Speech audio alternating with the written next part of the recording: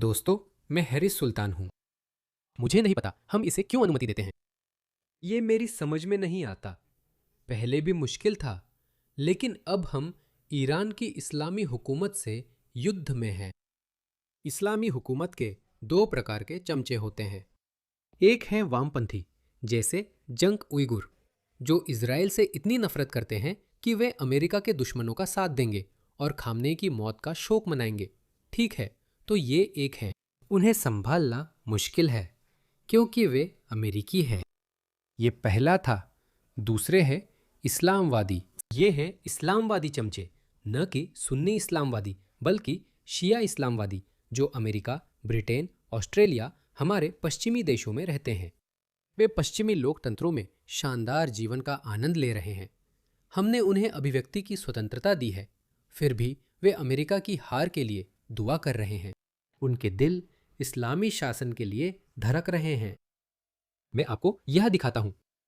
अगर ये गद्दारी नहीं है, तो फिर गद्दारी क्या है मुझे नहीं पता। ये आदमी मिशिगन का एक इस्लामी विद्वान है, हसनैन रज़ाबली। ये खामनेई की हत्या पर उसकी राय है। हम ऐसा क्यों सुनते रहते हैं कि हमारे नेता मारे जा रहे हैं, जबकि दूसरी तरफ के नेता नहीं? दूसरी तरफ मतलब अमेरिकन इस्लामिक शासन के नेता मर रहे हैं, लेकिन अमेरिकी नेता या अमेरिकी क्यों नहीं मर रहे? चिंता मत करो, इस्लाम दुनिया पर हावी हो जाएगा। वे आपको खुलकर बताते हैं। हम इसे क्यों होने दे रहे हैं? ये ऐसा है जैसे द्वितीय विश्व युद्ध के दौरान नाजी खुलेआम कह रहे हों कि वे अमेरिकियों की मौत चाहते हैं, अमेरिकी नेतृत्व की मौत चाहते हैं, जबकि वे अमेरिका में रह रहे हैं। हम ऐसा क्यों होने देते हैं? आइए सुनते हैं। तो जब हम आसपास देखते हैं और कहते हैं अच्छा इस सब में उम्मीद की किरण क्या है, यही कि हर दिन हमें अपने किसी नेता के मारे जाने की भयानक खबर सुनने को मिलती है। यहाँ हमारे नेताओं का मतलब अमेरिकी नहीं, बल्कि इस्लामी शासन के नेताओं से है। उसकी आंखों में उदासी है, वह रोने वाला है और वह उपदेश दे रहा है। मिशिगन में न कि बंद दरवाजों के पीछे अपने भक्त अनुयायियों के सामने इसे खुले आम प्रसारित कर रहा है। उम्मीद कर रहा है कि कुछ कट्टरपंथी मुस्लिम नाराज हो जाएंगे और हिम्मत जुटाकर अमेरिकी हितों या अमेरिकी जानों को नुकसान पहुंचाना शुरू कर देंगे। हम ऐसा क्यों होने देते हैं? दूसरी तरफ के लोग क्यों नहीं मारे जा रहे हैं? उनका सिर क्यों नहीं काटा जा रहा? सिर काटा गया। वह चाहता है कि अमेरिकी सैनिकों और अमेरिकी नेतृत्व का सिर काटा जाए। मैं फिर याद दिलाता हूं, वो IRGC के किले में नहीं, बल्कि मिशिगन की मस्जिद में है। हम इसकी अनुमति क्यों देते हैं? वह सिसक रहा है, वह रो रहा है। ये देखो। ये आएगा, सिर कटा हुआ, ये आएगा, चिंता मत करो। इतिहास ज्यादा पढ़ने से मुझे बाकी बातें मानना मुश्किल है, और मैं जानता हूं। मैंने खूब इतिहास पढ़ा है, इसलिए मैं ऐसी बातों को आसानी से नहीं मानता। उसने द्वितीय विश्व युद्ध का इतिहास नहीं पढ़ा था। वो शायद अपना इस्लामी इतिहास पढ़ रहा है, जहां वे 1400 सालों से एक दूसरे को मारते आए हैं। और हाँ, प्राचीन समय में ऐसा पश्चिमी देशों में भी होता था, लेकिन अब पश्चिम बहुत ज्यादा सभ्य हो चुका है। अब उसे तुम्हारी आदिम और बर्बर सोच से नहीं देखा जा सकता।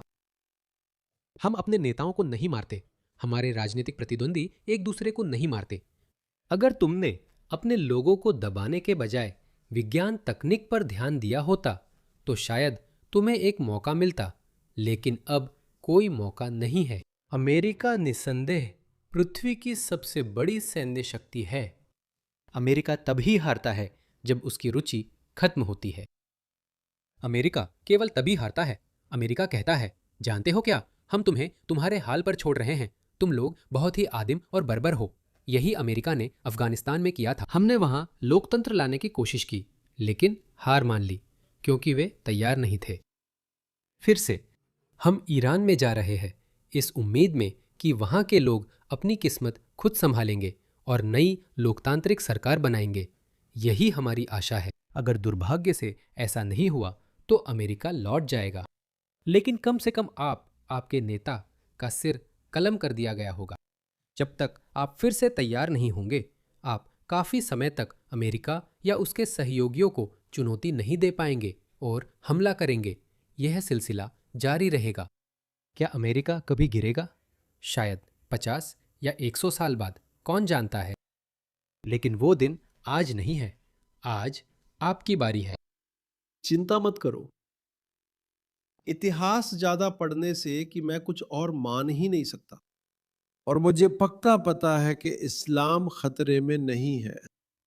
ये वही आदमी कह रहा है जिसके देश में सिर्फ 33% मुसलमान रह गए हैं। 40% या तो नास्तिक हैं या फिर किसी धर्म को नहीं मानते। इस्लामिक रिपब्लिक ऑफ ईरान में 40%। कोई हैरानी नहीं कि आप इन लोगों को इधर उधर नाचते हुए देखते हैं। इस्लाम गंभीर खतरे में है। यहां तक कि खाड़ी देशों के आसपास भी आप जिस भी देश को देखें, धार्मिकता खत्म होती जा रही है। हाँ, पश्चिमी मुसलमानों में धार्मिकता और कट्टरता बढ़ रही है। हम एक मोड़ पर हैं, मुझे दिल से पता है। एक वक्त आएगा जब पश्चिमी नेता तय करेंगे कि इस समस्या पर कुछ करना होगा। हमें इन कट्टरपंथियों और चरमपंथियों को देश से निकालना शुरू करना होगा, जो मूल रूप से सामान्य मुसलमान ही हैं। लेकिन उनका समय भी आएगा, इसलिए इस्लाम गंभीर खतरे में है। मैं भविष्यवाणी करता हूं कि इस सदी के अंत तक इस्लाम एक बड़ी ताकत नहीं रहेगा। असल में इस्लाम सबसे अविश्वसनीय वृद्धि के रास्ते पर है जिसकी कल्पना की जा सकती है। नहीं, ऐसा नहीं है। वे झूठ बोल रहे हैं, झूठ बोल रहे हैं। वे इसके बारे में हमेशा झूठ बोलते हैं। इस्लाम खत्म हो रहा है। पूर्व मुस्लिमों की संख्या तेजी से बढ़ रही है और अन्य मुस्लिम और बहुत से धार्मिक लोग अब कम धार्मिक की श्रेणी में आ रहे हैं। ये हमारे समाज की जड़ों को सच में खतरे में डाल रहा है। ये कुछ इतना गंभीर है कि मैं लगभग हर दिन इससे जूझता हूं, हर एक दिन। और वो है मुस्लिम युवाओं का इस्लाम छोड़ना। आपके हिसाब से प्रतिशत कितना हो सकता है? क्या ये हमारे युवाओं का 2% है? क्या ये 3% है? मुझे एक संख्या बताओ, मैं साझा करना चाहता हूं। 10, 5%? नहीं, मुझे और चाहिए। 5 से ज्यादा, 15 और ज्यादा, 20 और ज्यादा। 24% मुस्लिम युवा इस्लाम छोड़ रहे हैं। क्या आप जानते हैं आज कितने मुसलमान नास्तिक हैं? मुस्लिम सर्वेक्षणों से पता चला है कि कुछ रूढ़िवादी मुस्लिम देशों में 5% मुसलमान पूर्ण रूप से नास्तिक हैं। इस समय दुनिया भर में गैर कैथोलिक संगठन हैं जिनका मिशन मुस्लिम देशों में नास्तिकता फैलाना है। मेरे दोस्त ने इंटरनेट पर इस्लाम क्यों सही है खोजा। क्या आप जानते हैं उसे क्या मिला? खोज परिणामों के शीर्ष पर एक पूर्व मुस्लिमों का संगठन था जिन्होंने गूगल को पैसे दिए थे ताकि जो भी इन शब्दों को खोजे उसे उनके परिणाम बाकी सभी खोज परिणामों से पहले प्रमुखता से दिखें। कुछ लोग मुझे कॉल और ईमेल कर रहे हैं। भाई मुझे शक है। कैसा शक है? यह कितनी शर्म की बात है। तुम्हें शक क्यों है? क्यों? यहां से दफा हो जाओ, यहां से दफा हो जाओ। और ये मुसलमान, कमजोर मुसलमान पश्चिम में मुझे ईमेल भेजते हैं। मैं अपना ईमान खो रहा हूं। मैं हक्काज हूं। पहले मजबूत था, अब कमजोर हो गया हूं। दफा हो जाओ यहां से। तुम कमजोर हो। ये दुर्लभ है कि आपको अपने वतन में ऐसा मिले। कोई नौजवान लड़का या लड़की जो अपने माँ बाप और परिवार से कहे, मुझे अल्लाह में विश्वास नहीं है, मैं नहीं मानता कि मोहम्मद सल्लल्लाहु अलैहि वसल्लम अल्लाह के रसूल थे, मुझे नहीं लगता कि कुरान एक अल्लाह का कलाम है। ये अकल्पनीय है। यही अकल्पनीय है। ये हो रहा है। ये बार बार हो रहा है। ये एक सैलाब बनने जा रहा है, एक सुनामी जो हमारी कौम से टकराने वाली है, इस तरह से कि हमारे पास होगा। समय कठिन होगा स्टैन, ये हमें गिरा देगा। असल में इस्लाम अविश्वसनीय विस्तार की राह पर है जिसकी कल्पना की जा सकती है। सब झूठ है। वे हमेशा झूठ बोलते हैं। ये जारी रहेगा जैसा अल्लाह ने वादा किया। ये वैसे ही पूरी दुनिया पर काबिज हो जाएगा जैसा अल्लाह ने वादा किया है। आप लक्ष्य देख रहे हैं? देखिए, ये सब एक भ्रांति है। ऐसा नहीं होने वाला, क्योंकि मैं मानने से इनकार करता हूं कि वो सभ्यता जिसने हमें चांद तक पहुंचाया, वो सभ्यता जिसने हमें लगभग हर वो चीज दी जिसे हम देखते हैं, उसे ये लोग गिरा देंगे। ऐसा हो ही नहीं सकता। लेकिन इसका मतलब ये नहीं है कि ये लोग हमें नुकसान नहीं पहुंचा सकते। ये लोग अपनी महानता के भ्रम और दुनिया पर कब्जा करने की चाह के साथ ये अंततः हमें नुकसान पहुंचाएंगे। आतंकी हमले होंगे, मतदान में गड़बड़ी होगी, हमारी नौकरशाही और सरकारों में समस्याएं होंगी, जैसा कि हम यूके में देख रहे हैं। किसी भी स्वतंत्र ब्रिटिश मुस्लिम ने इस्लामी शासन द्वारा यूएई, बहरीन, ओमान, सऊदी अरब जैसे मुस्लिम देशों पर किए गए हमलों की निंदा नहीं की है। रणनीतिक रूप से वे एक ही पक्ष में हैं। अगर आप शिया हैं और पश्चिम के खिलाफ लड़ रहे हैं, तो वे आपका समर्थन करेंगे। वे इसके बारे में बात करते हैं। वे कहते हैं, ओ, वे इस बारे में बात करते हैं। आप जानते हैं मेहदी की वापसी की, जो आएंगे और न्याय स्थापित करेंगे। शिया लोग मेहदी को मसीहा मानकर विशेष महत्व देते हैं। आखिरी जमाने में वो लौटेंगे, ईसा मसीह साथ होंगे, दुनिया जीतकर खिलाफत कायम करेंगे और फिर कयामत आएगी। ऐसे मेहदी से वे डरते हैं। नहीं, हम उससे नहीं डरते। क्या वो गधे पर आएंगे या कुछ ऐसा? हमारे पास अपाचे हेलीकॉप्टर है। हम ठीक रहेंगे, बस एक बटन दबाएंगे और बूम, तुम्हारा मेहदी लाखों टुकड़ों में उड़ जाएगा। ऐसा मेहदी रॉथस्चाइल्ड्स, बिल्डरबर्ग्स, रॉकफेलर्स और मेडिसी के जाल को काटने वाला है। मेडिसी, हे भगवान! 16वीं सदी की पुनर्जागरण कालीन इटली से मेडिसी परिवार, हे भगवान! और बाकी की गैंग, जिसका उसने नाम नहीं लिया, असली दुश्मन ट्रंप, क्लिंटन, बुश, लगभग पूरा पश्चिम।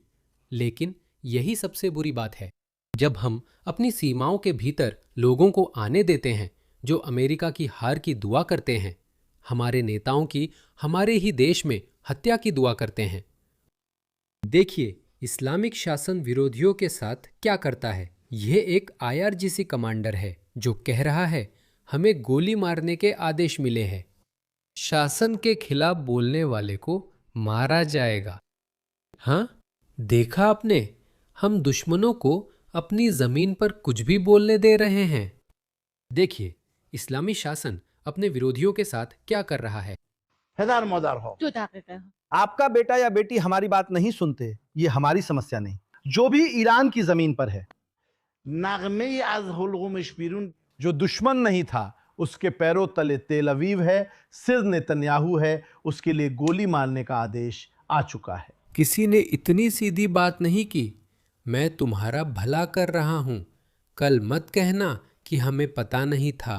हमें आदेश मिला है कि अगर तुमने शासन के खिलाफ कुछ भी कहा तो तुम्हें मार दिया जाएगा। क्या मैं अच्छा नहीं हूं? आप बात मत करें, हम नहीं चाहते आपका बच्चा मरे। बच्चा अभी नासमझ है। आप और क्या आप इसे एक्शन में देखना चाहते हैं? मैं आपको इसे एक्शन में दिखाता हूं। इसे देखिए। यही मतलब है जब वे कहते हैं कि कोई भी शासन के खिलाफ बोले। ये फुटेज एक ईरानी ने छत से शूट किया है। कोई चिल्लाता है कि अंतिम लड़ाई करीब है और रजा बहावी लौटेंगे और IRGC के गुंडे उन पर गोली चलाएंगे।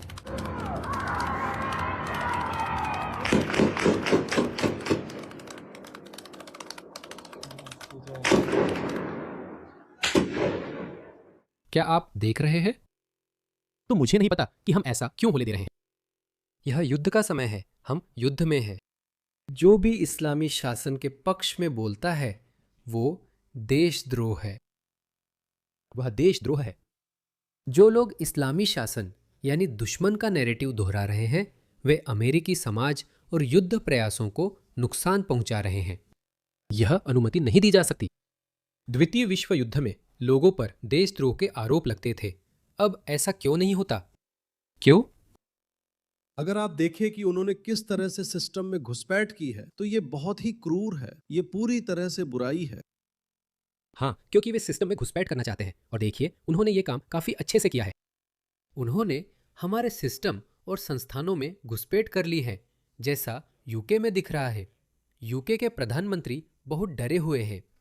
वह सचमुच घुटनों पर आकर अपने मुस्लिम मतदाताओं से कह रहे हैं कि हमने उसमें कोई भूमिका नहीं निभाई। कृपया देखिए, ईरान अभी भी हमारे ठिकानों पर बमबारी कर रहा है। हमने उसमें कोई भूमिका नहीं निभाई और हम रक्षात्मक बने रहेंगे, जबकि उन्हें तालियां मिली। अब ये स्पष्ट कर दिया गया है कि हम अमेरिका और इजराइल के आक्रामक सुझावों में शामिल नहीं हैं और यही स्थिति बनी हुई है।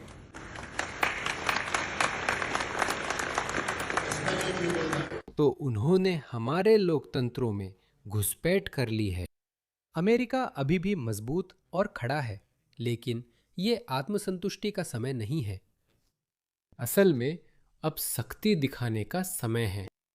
तुम गद्दार हो, तुम गद्दार हो, तुम गद्दार हो। हम तुम्हारी नागरिकता रद्द कर देंगे। जाओ यहां से। यहां से तेहरान जाओ।